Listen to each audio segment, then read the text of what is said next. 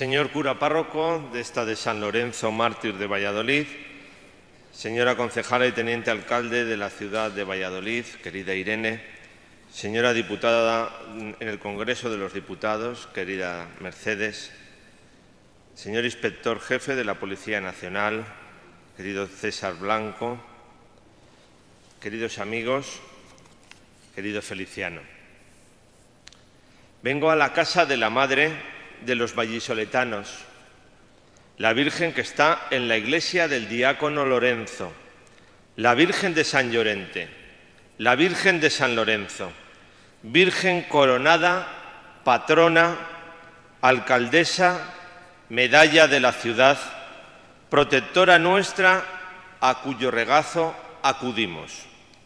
María, Virgen del regidor, del hombre de la justicia, del merino que fue Pedro Niño. Lo hago con gozo no solo porque sea cofrade suyo, devoto suyo como hijo de esta tierra, sino porque vuelvo a mis orígenes. Qué regalo es ser de Valladolid. Pero si además has nacido junto al Pisuerga, aprovechando que el Pisuerga pasa por Valladolid, que no es lo mismo que nacer a la orilla del río, en la calle Pedro Niño nací yo en el Sanatorio de las Siervas de María, popularmente conocido con el apellido del doctor Jolín, y junto a la Virgen de San Lorenzo. Si eso ocurre, la condición de vallisoletano se enriquece.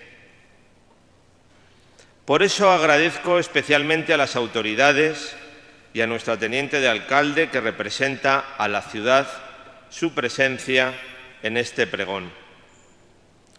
Es verdad que en aquellos años, febrero de 1974, no eran los mejores para esta iglesia y parroquia de San Lorenzo, porque el templo desde 1966 se había visto afectado por la falta de iniciativa de una diócesis que dejó hundir la iglesia que en parte había sido reedificada por el mencionado Pedro Niño, allá por finales del siglo XV, hombre de confianza de la reina Isabel la Católica, como podemos ver en la magnífica torre que milagrosamente se ha conservado, y que se había modificado también esta iglesia en el siglo XVII, como podemos ver en la portada de Francisco de Praves, por la que hemos entrado. Y la Virgen de San Lorenzo entonces estaba, cuando yo nací, de prestado, pero también acogida por las monjas bernardas del Real Monasterio de San Joaquín y de Santa Ana. Y así continuó ocurriendo hasta que fue consagrada esta iglesia, esta parroquia, en vísperas de la festividad de la Natividad de la Virgen de San Lorenzo, en 1987, con un resultado digno, aunque esta ciudad se tenía que haber preocupado con anterioridad a 1966 por haber mantenido la estructura histórica de esta iglesia. Con todo, esta parroquia conserva mucha memoria, aunque descontextualizada, de las devociones de nuestros mayores. Una de ellas es la cofradía de San José de los Niños Expósitos, cofradía asistencial, encargada de recibir, salvar con el sacramento del bautismo e intentar salvar también con los cuidados de quienes eran los padres adoptivos a muchos de los niños abandonados y expuestos en un tiempo de falta de aprecio por la infancia en los siglos XVI y XVII. Y todo lo hacían con los recursos proporcionados por el desarrollo del teatro, en el cercano, en la memoria de la historia, pero desaparecido en lo material, corral de comedias de la Plaza de la Comedia, hoy de Martín Monzó. Las obras de teatro salvaban el mantenimiento de muchos niños. Decían entonces que era la limosna más piadosa que se podía realizar. Una cofradía de gran popularidad que procesionaba cada 19 de marzo, y lo digo en las vísperas, un magnífico paso que había sido encargado a Gregorio Fernández, y que representaba a la Sagrada Familia, un magnífico grupo escultórico que está finalizando actualmente su proceso de restauración, una joya de esta parroquia de San Lorenzo. Gregorio Fernández, nacido en el Reino de Galicia, como dice la leyenda que acompaña su retrato pintado por Diego Valentín Díaz, establecido en Valladolid en 1605, vecino de honor, así concedido por el Ayuntamiento de Valladolid en 1986, hacedor de las más grandes esculturas de nuestro patrimonio, el más ilustre escultor de estos mis reinos, como le definió Felipe IV, un gallego que triunfó en Valladolid, que se sintió acogido en Valladolid, que se hizo hijo adoptivo de Valladolid. Si en aquel siglo XVII hubiese vivido en esta ciudad del Pisuerga el también gallego Feliciano Trebolle, nacido en Orense, habría sido el presidente del Tribunal de la Real Audiencia y Chancillería, aunque en la centuria anterior habitualmente lo habían sido los obispos, siempre obispos, pues esta antigua corte era la capital de la justicia, al menos del norte de España. Hoy no estamos aquí para glosar, no me importaría, ni hacer jugosos paralelismos históricos entre este oidor Feliciano Trebolle, como le hubiese llamado su paisano Gregorio Fernández, pero los gallegos triunfan también en Valladolid. Valladolid los acoge bien, pero ambos, Trebolle y Fernández, además de su naturaleza, tienen un elemento en común. Son, año a año, a pesar de los siglos de diferencia, evangelistas de lo que ocurrió en la vida de Cristo. Hacen meditación de los sagrados misterios de nuestra Santa Fe, como escribió en 1605 el jesuita vallisoletano Padre Luis de la Puente, del que estamos conmemorando precisamente en este año 2024 el cuarto centenario de su muerte. Evangelistas de los sagrados misterios de nuestra Santa Fe, desde el nacimiento hasta la pasión, muerte y resurrección. Fernández, a través de sus inigualables santos de palo. Trebolle, con esos escenarios, grandes escenarios, en los que trata de convertir en elemento vivo las escenas de la vida de Cristo, desde su nacimiento y encarnación hasta ahora la redención, con detalle, con cariño, con capacidad de ser anunciador de ese Dios que se hizo carne y habitó entre nosotros, que se hizo en todo igual a nosotros menos en el pecado, que se cansaba, que trabajaba, que se emocionaba, que se enfadaba, que tenía miedo ante el final, que se sentía abandonado, pero que era reconciliador, porque era y es nuestro Salvador. Ser gallego y haber ejercido su magistratura judicial en tierras de Medina de Rioseco y Valladolid, encontrarse con su Semana Santa, no te puede hacer cruzarte de brazos. Queridos amigos y hermanos cofrades, querido señor cura párroco, queridos felicianos, queridas autoridades, vivimos en un espacio único de la pasión para la celebración de la muerte y resurrección de Cristo. A mí me impresionan mucho más las emociones que las declaraciones de turismo nacional e internacional. ¿Por qué? Porque estas son manifestaciones que se encuentran plagadas de emociones, en una diversidad de espacios y con estéticas distintas. Nuestra singularidad no se cifra en la solemnidad, sino más bien se torna en austeridad, en el modo de actuar y de proceder, en la tradición, en la historia, en la expresión artística, insisto, en la emoción. Valladolid y sus tierras son espacios únicos de la pasión. Esto es lo que nos distingue, la intensidad de lo que celebramos y de cómo lo celebramos. Los cofrades, las juntas de cofradías, las administraciones tienen entre sus manos un legado secular, un tesoro que cada uno debe saber descubrir en su dimensión de actuación. La Semana Santa nadie, espero que lo niegue, es un periodo del año litúrgico el más intenso e importante para la vivencia de los católicos. Pero la Semana Santa, sin excluirse, sin que sea incompatible, es también un legado cultural, artístico en todas sus facetas, histórico, convivencial, social y turístico. Las administraciones tienen el deber de protegerla y de difundirla, y nosotros, los cofrades, el deber de vivirla tal y como lo hemos recibido de nuestros mayores. Una Semana Santa en Valladolid que he tenido la suerte de interiorizar en mi condición de cofrade, en mi trabajo de investigación como historiador y de pregonero de algunas de ellas, como en Alaejos, Nava del Rey, Tordesillas, Medina de Rioseco, Villalón de Campos y Valladolid. Es muy importante esta interiorización para descubrir el espíritu común que con matices define la celebración de cada una de las Semanas Santas en la provincia de Valladolid. Aquí la Semana Santa no puede durar únicamente 7 días. Las preparaciones exceden este tiempo. El despertar espiritual, como el de la naturaleza, supera incluso el reglamentado tiempo cuaresmal. Serán las novenas, los triduos, los pregones, los cabildos, los traslados de los pasos, los besapiés, las bajadas de los retablos, la preparación material y espiritual de las gentes y de los gestos.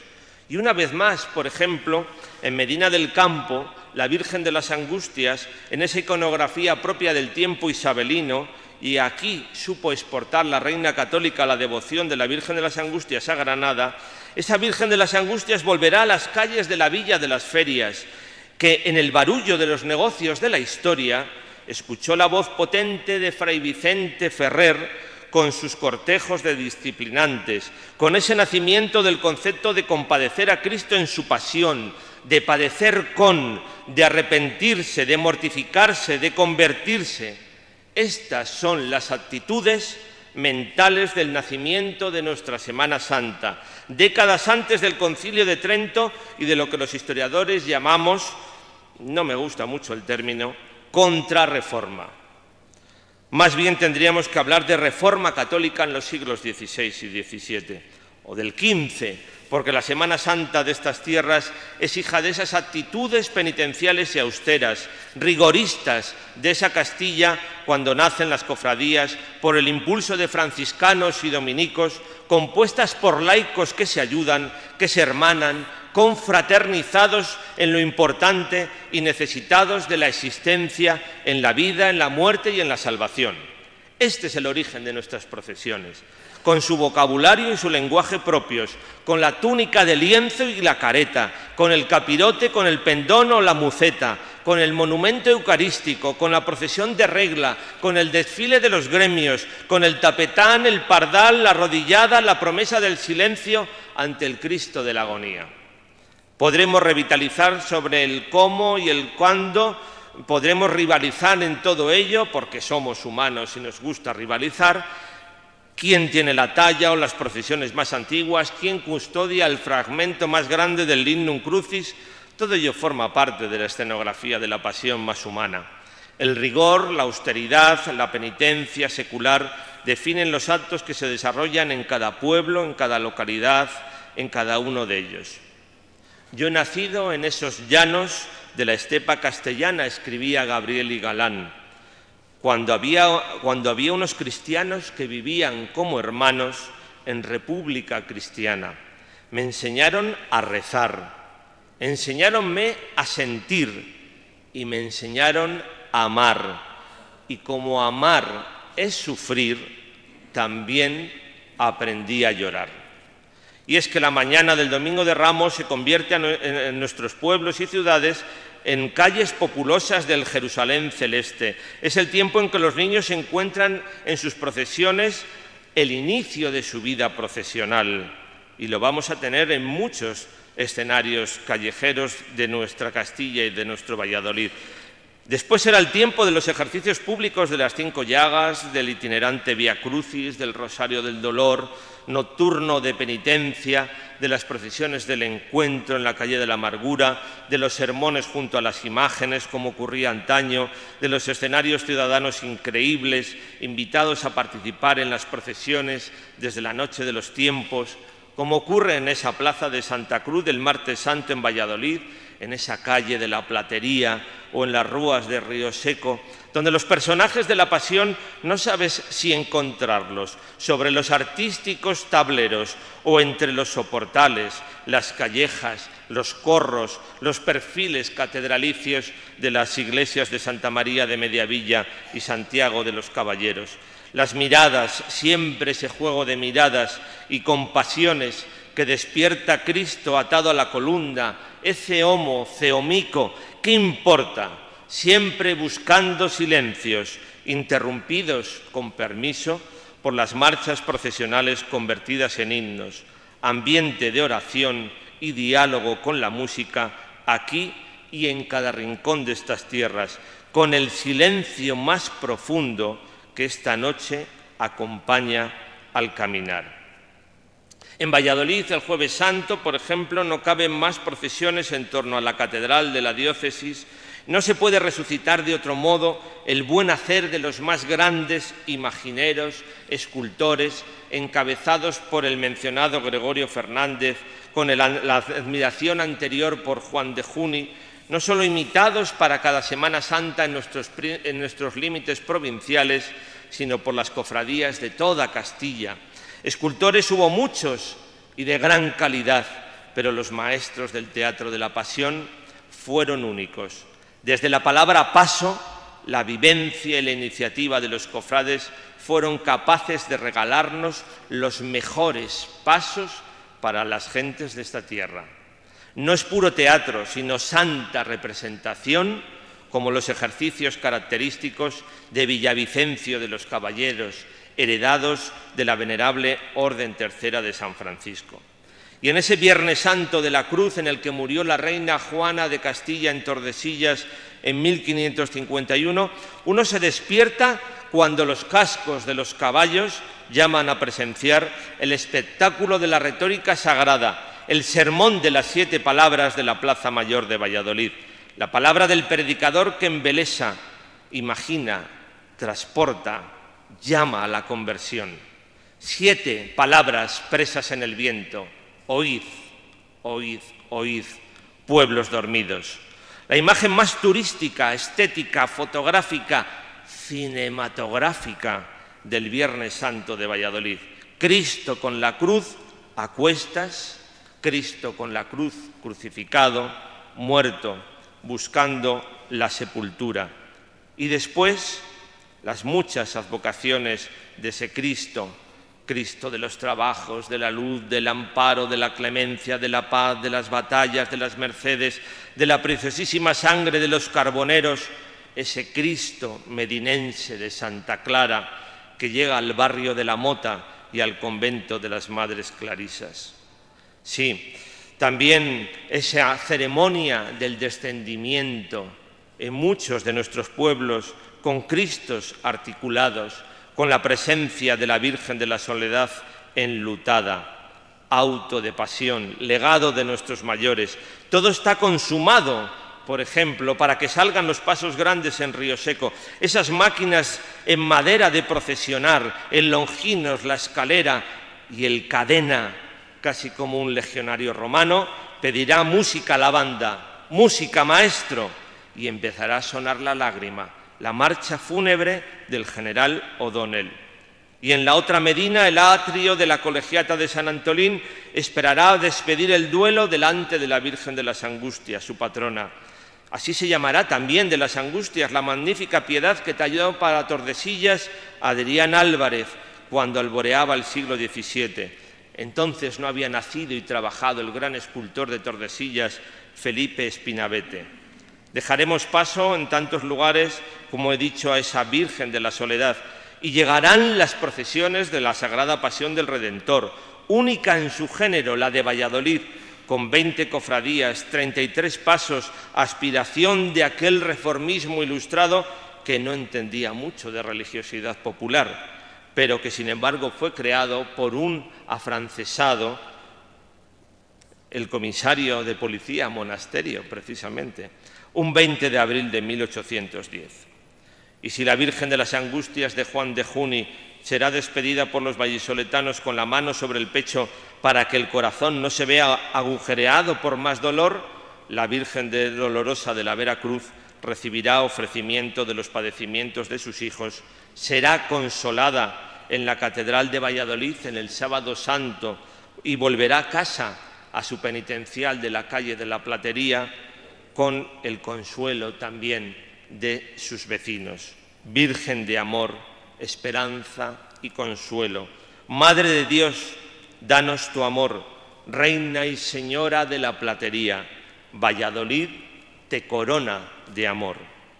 Y en la mañana de Pascua culmina el más bello de los encuentros, el de Jesús resucitado con esa Madre María que deja de ser de la soledad. Una escena no descrita en los Evangelios, pero sí en las meditaciones, a las que tanto deben los pasos procesionales y las escenas de este teatro sacro. Muchas de nuestras imágenes del resucitado serán contemporáneas en virtud de una espiritualidad más dedicada a la cruz que a la Pascua. Todos sabemos que el instante más singular en estas tierras de Valladolid, en esta mañana de resurrección, se produce en la plaza del Coso de Peñafiel, esa bajada del ángel, pervivencia de una función dramática del teatro de carácter medieval. Teatro como el que nos encontramos en este gran escenario de la iglesia de San Lorenzo. También aquí termina en la resurrección, en esa explosión de júbilo, en esa dolorosa que se ha convertido en María de la alegría. A mi modo de ver, y termino, la lectura de nuestros pueblos, villas y ciudades es menester hacerla pasando también por sus Semanas Santas.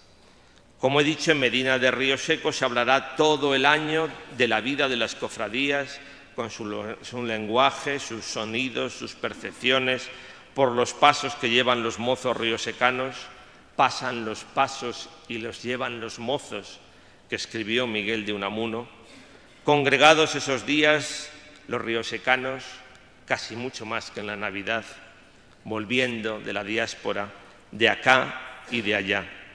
Y en la otra Medina, la de las ferias, los hombres de negocios no fueron ajenos al tiempo de esplendor de la imaginería en ese escenario constante de encuentros de las gentes que tenían algo que decir y que pagar. La capital de la ribera de vallisoletana del Duero, como hemos dicho, Peñafiel, es la representación teatral de una resurrección que no es ficción.